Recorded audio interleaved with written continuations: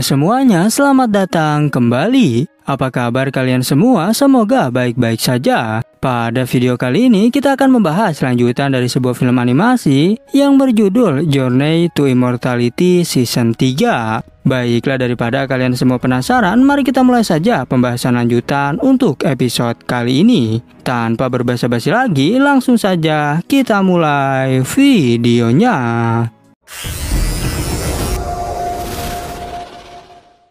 Cerita ini berlanjut, kita diperlihatkan pertarungan yang masih berlangsung di antara mereka. Hanli berkata, sayang sekali diriku masih memiliki pedang guntur ilahi. Yang hal itu tentu membuat Xuangu menjadi sangat kesal, karena menurutnya Hanli begitu kejam.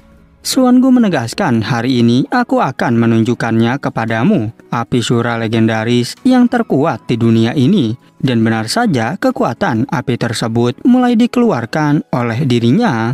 Tak tinggal diam, Hanli juga mengeluarkan serangga emas untuk meningkatkan pertahanannya. Yang hal itu juga membuatnya mengenakan jubah versi lengkap. Sedangkan Xuangu menyesal telah bertarung dengan Hanli. Sebab jika dia tahu bahwa Hanli memiliki banyak guntur ilahi, maka dirinya tak akan berani untuk berselisih dengannya.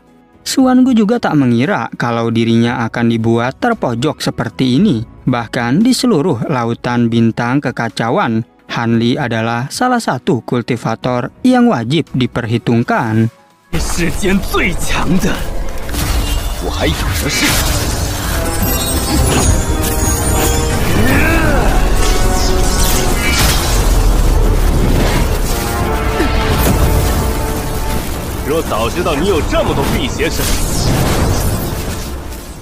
Xuangu sangat menyayangkan orang seperti Hanli harus mati di sini hari ini. Lagi pula diriku sudah merencanakan hal ini sejak lama. Tentu saja mendapatkan api Sura legendaris juga sangat sulit, sehingga ia tak mungkin membiarkan orang lain mengetahui rahasianya. Naga biru Sura mulai melancarkan serangan ke arah Hanli. Tapi pertahanan yang Hanli buat masih mampu untuk menahan serangan itu. Sementara ia berpikir jika ini bukanlah cara yang tepat. Apalagi Xuangu kembali menambahkan serangan beruntun ke arahnya.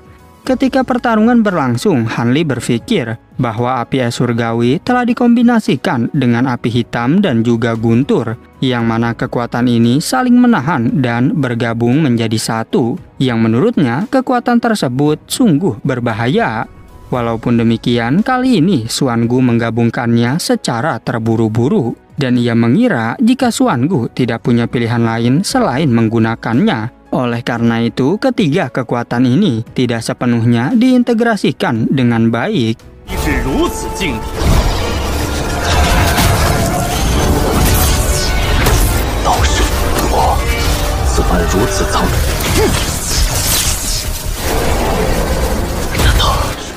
Hanli terus menganalisa tentang kekuatan dari api Sura legendaris, dan ia menyadari jika Xuangu terlihat kesulitan untuk mengendalikan api tersebut, sehingga ia pun berniat memanfaatkan kesempatan itu untuk melancarkan serangan. Benar saja, serangan Hanli berhasil membuat naga biru kesakitan, yang hal itu juga membuat Xuangu kesulitan menjaga keseimbangannya. Apalagi Hanli bilang, jika kau ingin guntur ilahi milikku, maka kali ini aku akan memberikannya padamu. Pedang guntur Hanli menancap di tubuh naga tersebut, dan ia juga menambahkan petirnya hingga membuat Xuangu terhempas. Tak berhenti sampai di situ, ia juga menendang tubuhnya secara bertubi-tubi. Xuangu yang kesal bilang, jika kau jangan terlalu senang dulu. Dan saat itu Xuangu kembali menggunakan api Sura lagi. Namun kali ini ia melepaskan api tersebut hingga terjadi ledakan yang sangat besar.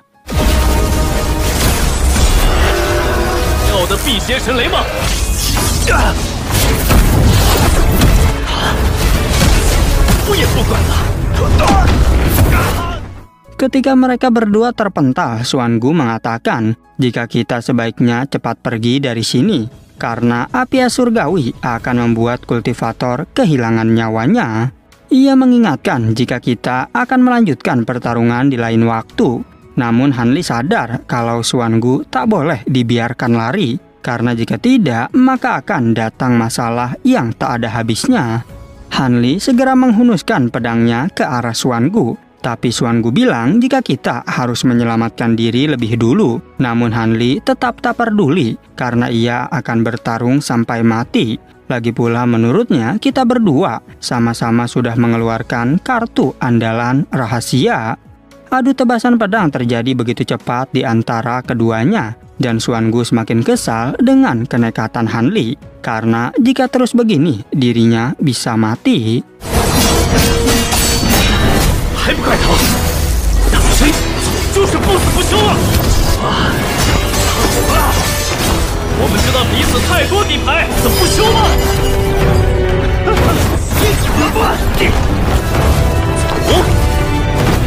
见神雷已有。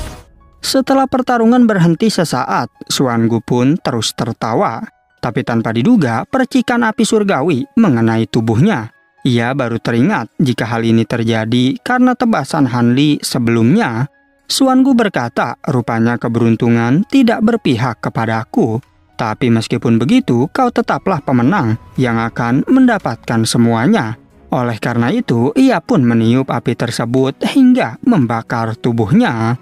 Han Li masih tak menyangka jika Xuan Gu akan mati seperti ini. Ia juga merasa ada yang janggal dengan kematiannya. Dan benar saja, api surgawi mulai semakin tak terkendali. Oleh karena itu, Han Li berniat untuk pergi dari sana. 还真是不在我这边儿。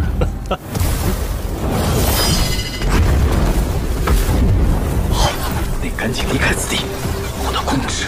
这千万别言用我。 Di tengah perjalanan, Han Li berpikir jika kesempatan ini tak akan datang lagi. Sehingga ia pun berniat untuk kembali demi mengambil api es surgawi.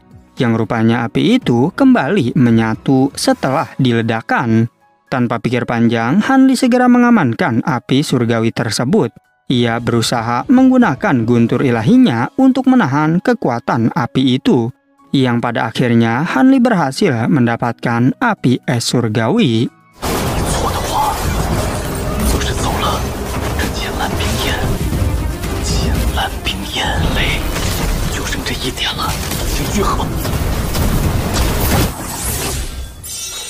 Kemudian Han Li mendatangi kedua laba-laba miliknya. Melihat laba-labanya yang telah mati, ia merasa sedih. Karena sekarang yang tersisa tinggallah satu laba-laba saja. Han Li langsung menyimpan kedua laba-laba tersebut. Tapi saat itu dirinya merasa ada yang aneh dengan tulang artefak di sana. Oleh karenanya, ia pun mengeluarkan keras spiritual untuk mengeceknya. Benar saja, di dalam artefak itu terdapat Xuan Gu yang menyembunyikan jiwanya. Bahkan, Xuan Gu tak menyangka jika Han Li masih dapat menemukan keberadaannya. Sedangkan Han Li berkata, jika orang sepertimu pastilah tidak akan musnah semudah itu.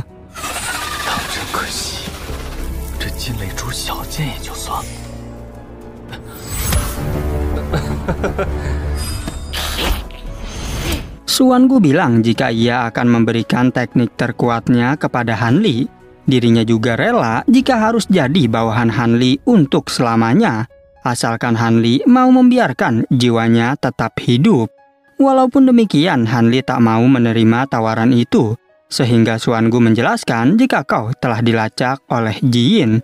Dan sebaiknya kau menghapus jejak itu secepat mungkin. Ia juga mengatakan tentang cara untuk membunuh Ji Yin, yaitu 3 hari setelah Ji Yin melemah. Itu adalah kesempatan terbaik. Han Li menegaskan agar sebaiknya kau mati dengan tenang. Karena suatu hari nanti jika aku berhasil membunuh Ji Yin, maka diriku akan mengirim dia untuk menemuimu. Setelah mendengar hal tersebut, Xuan Gu pun bisa menarik nafas lega. Dan ia percaya dengan kata-kata Han Li, maka dirinya bisa mati dengan tenang. Sehingga saat itu juga, Xuan Gu pun memusnahkan seluruh jiwanya.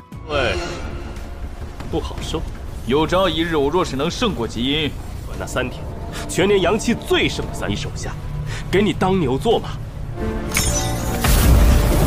Kemudian Han Li mengucapkan selamat tinggal untuk yang terakhir kalinya. Ia juga mengambil kedua harta karun tersebut. Lalu dirinya menggunakan serangga emas untuk menghapus jejak pelacak milik tetua Jiyin. Benar saja, serangga emas mampu menghilangkan pelacak yang ada di kakinya. Lalu Hanli berpikir jika ia harus bergegas pergi dari sini. Karena jika para Naskensol kembali, semuanya bisa bahaya.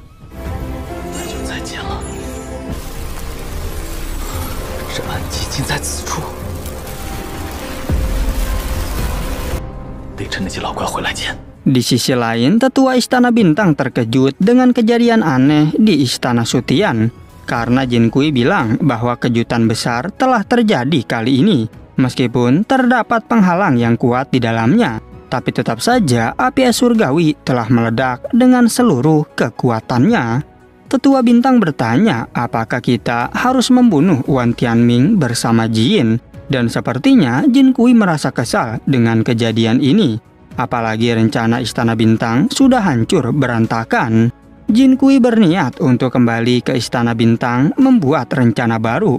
Atau mungkin nanti akan terjadi kekacauan di dunia ini. Lalu setelah itu mereka pun bergegas pergi dari sana.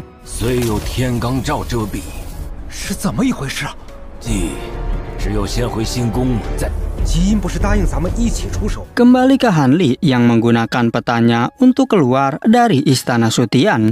Ia menyadari jika gulungan ini menunjukkan lantai 5 istana bagian dalam. Namun ia tidak tahu siapakah senior yang telah meninggalkannya. Singkat cerita, tibalah Hanli di sebuah tempat. Dan ternyata ini merupakan jalan rahasia yang terdapat dalam peta. Hanli juga mengerti untuk lebih baik bergerak daripada menunggu datangnya kematian.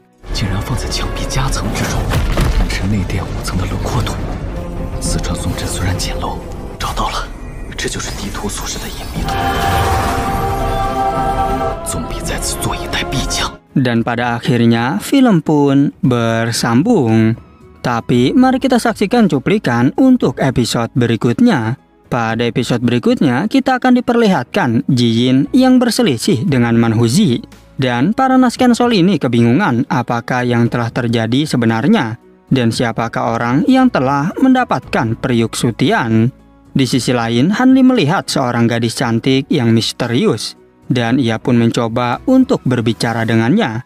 Tapi sepertinya gadis itu merasa takut dengan kedatangan Hanli. 在下倒觉得来的图腾是否是你谋划？你是何人？为何对我极罪可疑？你带的那个了如指掌。真巧啊，又在这里。你快转过身去！袁道，你怎么会在这里？ Oke, cukup sekian. Terima kasih untuk video kali ini dan sampai jumpa di video berikutnya.